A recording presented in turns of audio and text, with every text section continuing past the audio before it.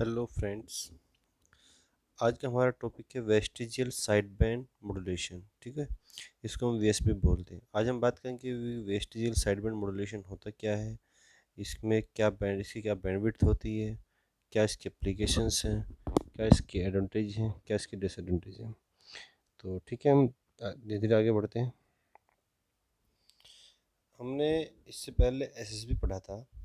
SSB में हमने देखा था कि हम क्या करते हैं कि एसएसबी का हम एक साइड बैंड को ट्रांसमिट करते हैं। ठीक है, सिर्फ एक साइड बैंड को ट्रांसमिट करते हैं। और इसमें क्या होता है कि ये साइड बैंड फिल्टर की हेल्प से इनको कट किया जाता है।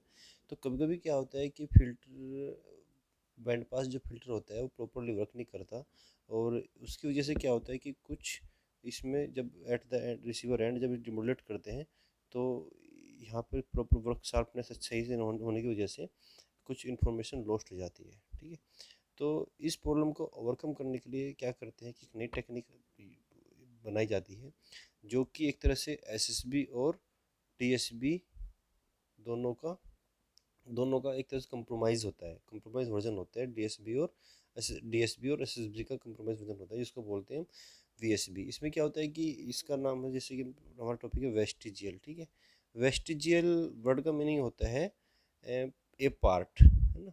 ए पार्ट मीन्स इसमें क्या करते हैं हम, इसमें क्या करते हैं कि एक ऐसी टेक्निक ईजाद की है।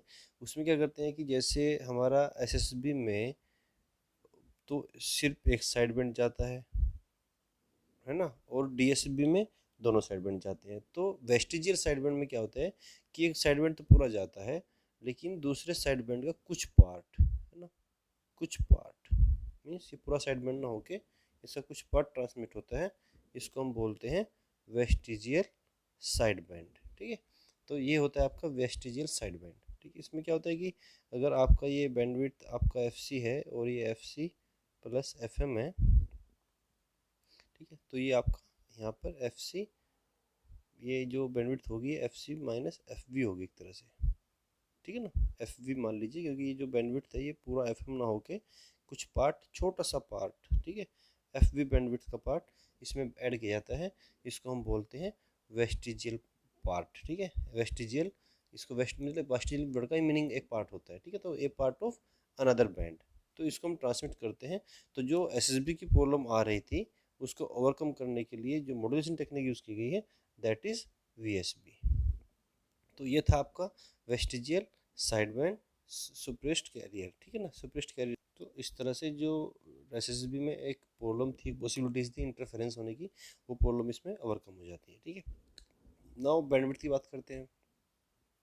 बैंडविड्थ क्या होगी इसकी, हमने देखा था कि एक तो पूरा साइड बैंड जा ही रहा है, एफएम बैंडविड्थ जिसकी जिसकी बैंडविड्थ एफएम थी, और दूसरा साइड बैंड का कुछ पार्ट जिसकी बैंडविड्थ सपोज एफवी है। ठीक है, तो that will be the FS FM plus FV, that will the bandwidth of VSB. ठीक है, where FM is the message bandwidth और FV is the vestigial side band की विड्थ। ठीक है, this is the bandwidth of VSB. ठीक है, अब हम बात कर लेते हैं वीएसबी की एडवांटेज डिसएडवांटेज एप्लीकेशंस की।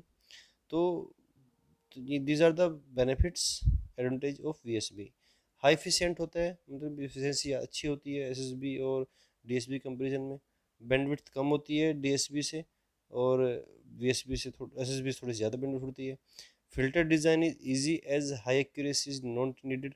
इसका जो फिल्टर डिज़ाइन है वो बहुत इजी हो जाता है, क्योंकि उसमें एक साइड बैंड काटना होता है।